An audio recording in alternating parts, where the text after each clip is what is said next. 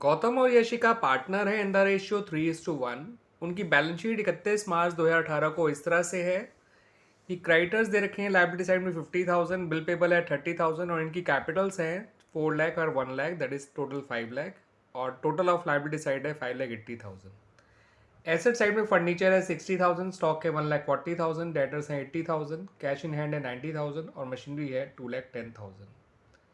ठीक है बच्चों, तो इन्होंने आसमा को एडमिट किया into the firm for 3/8 share, 3/8 share के लिए। आसमा जो है वो 2,10,000 रुपये कैपिटल लेकर आई है और प्रीमियम फॉर गुडविल लेकर आई है वो 50,000। 2,10,000 कैपिटल, 50,000 प्रीमियम फॉर गुडविल। नया रेशियो आपको दे रखा है तीनों का 3:2:3। और कुछ पॉइंट्स आगे आपको रेवोल्यूशन के दे रखे हैं, जैसे कि मशीनरी को 10% डेप्रिशिएट करना है, फर्नीचर को 5,000 डेप्रिशिएट करना है। स्टॉक की न्यू वैल्यू जो है वो रुपीज़ 2,10,000 है। स्टॉक की वैसे पुरानी वैल्यू थी वो थी 1,40,000, तो इसमें आपको 70,000 का फ़ायदा हो रहा है। बाकी मशीन और फर्नीचर में नुकसान हो रहा है। डेटर पे आपको प्रोविज़न बनाना है 10% का, ये भी नुकसान है। तो कुल मिला के जो ये पॉइंट्स दे रखे हैं रेवोल्यूशन के 4, इनमें से एक ही पॉइंट फ़ायदे का है, स्टॉक वाला, जिसमें 70 का फ़ायदा हो रहा है। मशीन में जो नुकसान हो रहा है वो हो रहा है आपका 21,000 का, बिकॉज की पुरानी वैल्यू जो थी वो 2,10,000 थी, का 10% 21,000। फर्नीचर में 5,000 का नुकसान हो रहा है। और डेटर का जो प्रोविज़न निकल कर आएगा वो 8,000 आएगा, बिकॉज डेटर 80,000 है, 10% 8,000 हो गया।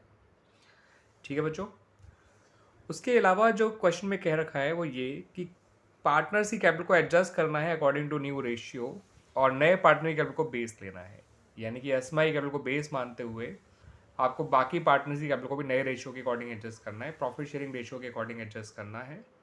और जो भी एडजस्टमेंट किया जाएगा वो पार्टनर्स के करंट अकाउंट के थ्रू किया जाएगा। क्लियर बच्चों?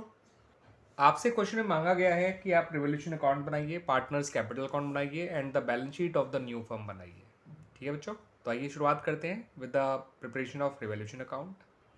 तो बच्चों, जब रिवोल्यूशन अकाउंट बनाया जाएगा तो फ़ायदे वाली बातें तो सारी आपकी क्रेडिट साइड में शो की जाएंगी, नुकसान वाली बातें डेबिट साइड में। तो जितने भी हमने पॉइंट्स पढ़े थे वहाँ हमने देखा था कि केवल एक स्टॉक में ही फ़ायदा हो रहा था 70,000 का, क्योंकि पुरानी वैल्यू 1,40,000 थी, नई वैल्यू 2,10,000 है। बाकी मशीनरी में 21,000 का लॉस है, फर्नीचर 5,000 कम हो रहा है और डेट पर जो प्रोविज़न बनाया जा रहा है वो 10% यानी 8,000 निकल कर आएगा 80,000 का। ठीक है बच्चों, 10% 8,000, 80,000 का 10% 8,000। तो सारे नुकसान डेबिट साइड में रिकॉर्ड कर लीजिए और फ़ायदा जो है वो क्रेडिट साइड में रिकॉर्ड कर लीजिए। फिर देखते हैं कि फर्म को ओवरऑल फ़ायदा हुआ या नुकसान हुआ। तो बच्चों, आप देख सकते हैं आपको फ़ायदा 70 का हो रहा है और नुकसान जो है वो 34,000 का हो रहा है। तीनों को जोड़ देंगे तो ओवरऑल फर्म फ़ायदे में है। तो जो आपका नेट रिजल्ट है वो डिजिटल प्रॉफिट आ गया रिवोल्यूशन अकाउंट का, उसको पार्टनर्स के ओल्ड रेशियो में डिस्ट्रीब्यूट कर दिया जाएगा, जो कि है 3:1। तो 36,000 को जब 3:1 में डिस्ट्रीब्यूट करेंगे तो 27,000 गौतम का आएगा और 9,000 यशिका का आएगा। तो इस तरह से बच्चों हमारा रिवोल्यूशन अकाउंट कंप्लीट हो गया, जिसका प्रॉफिट आया 36,000, जिसको हमने गौतम और यशिका में डिस्ट्रीब्यूट कर दिया इन दियर ओल्ड रेशियो, जो कि 3:1 था। तो 27,000 और 9,000 इनके हिस्से की प्रॉफिट आ गए। आइए बच्चों, बना लेते हैं partners capital account. Partners capital account की शुरुआत करिए ओपनिंग बैलेंस ऑफ कैपिटल से, जो कि गौतम का 4 लाख है और यशिका का 1 लाख है। इसको लिखिए क्रेडिट साइड में as by balance brought down. अगली चीज़ जो लिखनी है आपको कैपिटल अकाउंट में बच्चों, वो ये कि कोई प्रॉफिट या लॉस अंदर दे रखा है बैलेंस शीट के तो उन्हें बांट दिया जाए पार्टनर्स में। लेकिन फिलहाल कोई भी एक्यूमुलेटेड प्रॉफिट या एक्यूमुलेटेड लॉसेज नहीं है। ठीक है बच्चों, नेक्स्ट थिंग आपको जो बांटनी है, जो लिखना है कैपिटल अकाउंट के अंदर, वो रिवोल्यूशन का प्रॉफिट है। अगर ठीक है, लॉस या प्रॉफिट जो भी है वो कैपिटल अकाउंट में लिखा जाता है रिवोल्यूशन का। फिलहाल प्रॉफिट था तो उसे कैपिटल अकाउंट की क्रेडिट साइड लिखा जाएगा। ठीक है बच्चों, क्लियर बच्चों? एंड देन आपको क्या करना है बच्चों, जो नया पार्टनर कैपिटल लेकर आया है वो लिखनी है। जो अस्मा है वो कैपिटल लेकर आई थी 2,10,000, वो लिखना है आपको। उसके बाद जो वो प्रीमियम लेकर आई है वो लिखना है, बट प्रीमियम लिखना है आपको केवल सेक्रीफाइसिंग पार्टनर्स के अकाउंट में, और उसकी जो कैपिटल है वो उसके अपने अकाउंट में लिखी जाएगी। तो पहले कैपिटल लिख लेते हैं अस्मा की। तो जो अस्मा कैपिटल लेकर आई थी 2,10,000, हमने उसके अकाउंट में लिख दिया। अब वो प्रीमियम लेकर आई है 50,000, इसको उनके रेशियो में बांटा जाएगा गौतम और यशिका के सेक्रीफाइसिंग रेशियो में।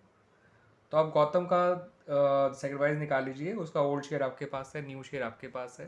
गौतम का ओल्ड शेयर है 3/4, नया शेयर है 3/8। तो गौतम का सेक्रीफाइस निकल कर आएगा 3/8, 3/4 माइनस 3/8। यशिका का जो पुराना शेयर है 1/4 है, नया शेयर 2/8 है। 1/4 में से जब आप 2/8 माइनस करेंगे तो वो निकल के आएगा 0। इसका मतलब यशिका कुछ भी सेक्रीफाइस नहीं कर रही है। जो भी सेक्रीफाइस कर रहा है वो गौतम कर रहा है। और आप गौतम के सेक्रीफाइस को चेक भी कर सकते हैं, ये एग्जैक्टली अस्मा के शेयर के बराबर है। इसका मतलब सारा का सारा सेक्रीफाइस गौतम ने किया है। अब क्योंकि सारा सेक्रीफाइस गौतम ने किया है तो सारा प्रीमियम भी गौतम को ही मिलेगा, विच इज़ ₹50,000। तो बाय प्रीमियम फॉर गुडविल जो है वो केवल गौतम के अकाउंट में डाल दीजिए 50,000।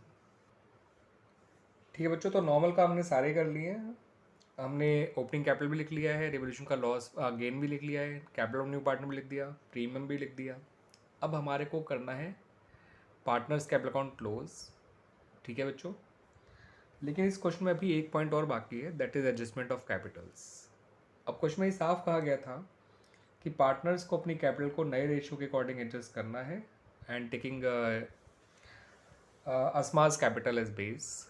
तो आपको अस्मा की कैपिटल को बेस मानते हुए सबकी नई कैपिटल निकालनी होगी, गौतम की भी, यचिका की भी और अस्मा की भी। और उस कैपिटल से इनके अकाउंट को क्लोज करना है। यानी कैपिटल अकाउंट का जो नॉर्मल क्लोजिंग बैलेंस निकालते हैं उस तरह से मत निकालिएगा कि क्रेडिट साइड में से डेबिट साइड के अमाउंट माइनस कर दिया और बैलेंस आ गया।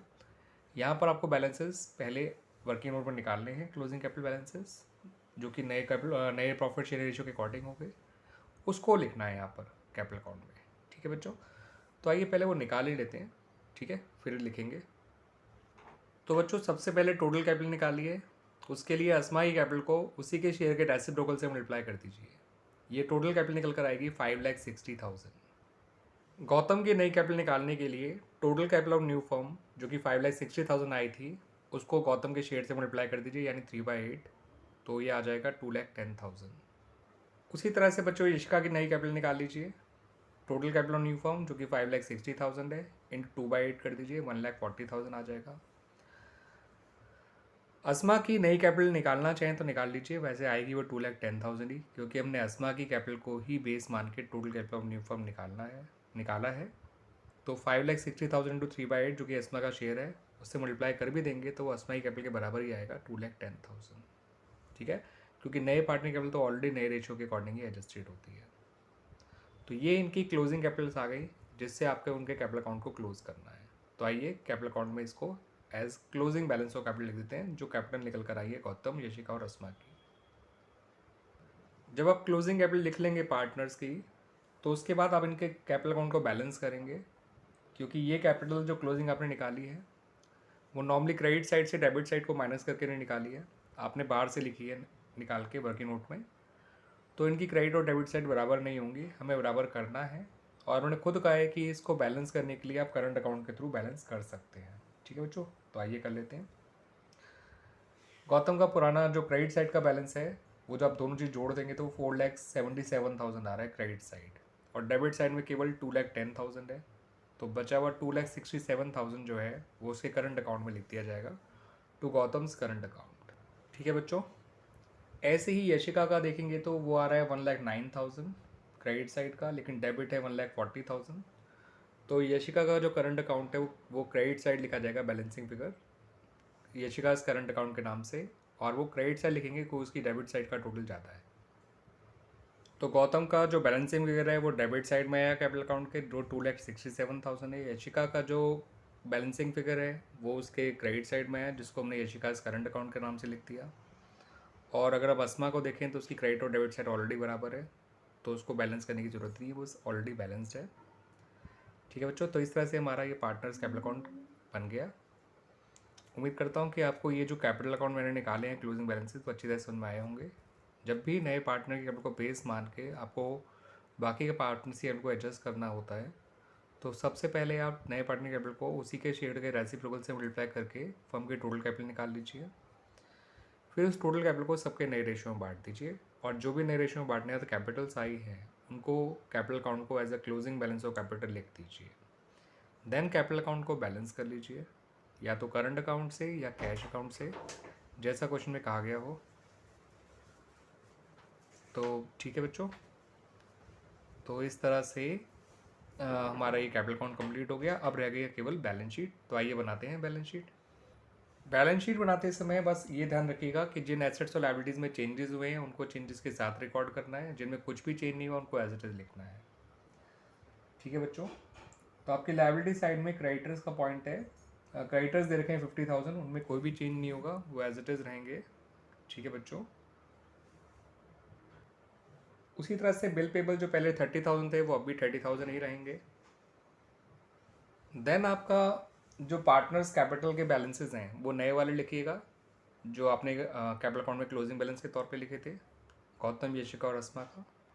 ठीक है बच्चों, उसके अलावा एक चीज़ आपको और लिखनी है लायबिलिटी साइड में। वैसे तो कोई नई लायबिलिटी आई नहीं है, लेकिन आपका जो गौतम का करंट अकाउंट बैलेंस था वो क्रेडिट निकल कर आया है, बिकॉज आपने कैपिटल अकाउंट को डेबिट किया है 267 से, इसका मतलब करंट अकाउंट को क्या करा होगा, क्रेडिट।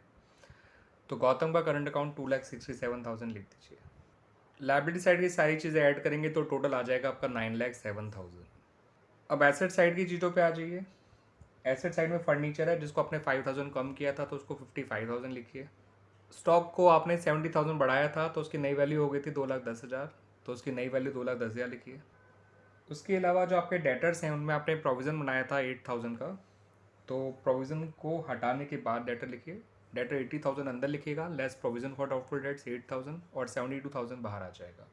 उसके बाद बच्चों कैश इन हैंड जो है आपका, उसमें क्या क्या ऐड होगा मैं आपको बता देता हूँ।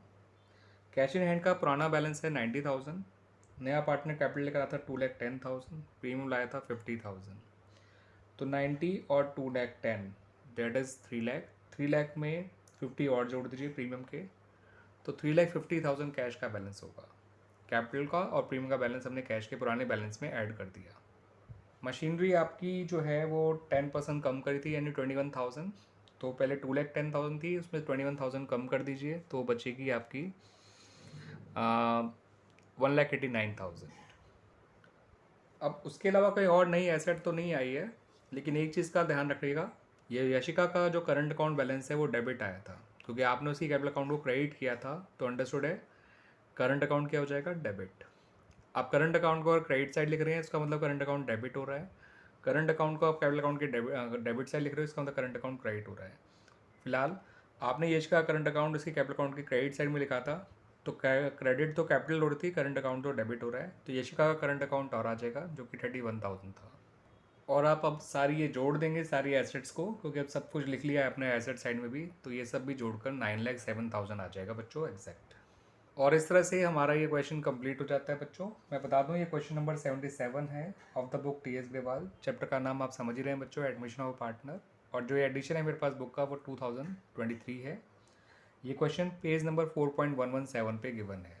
ठीक है बच्चों।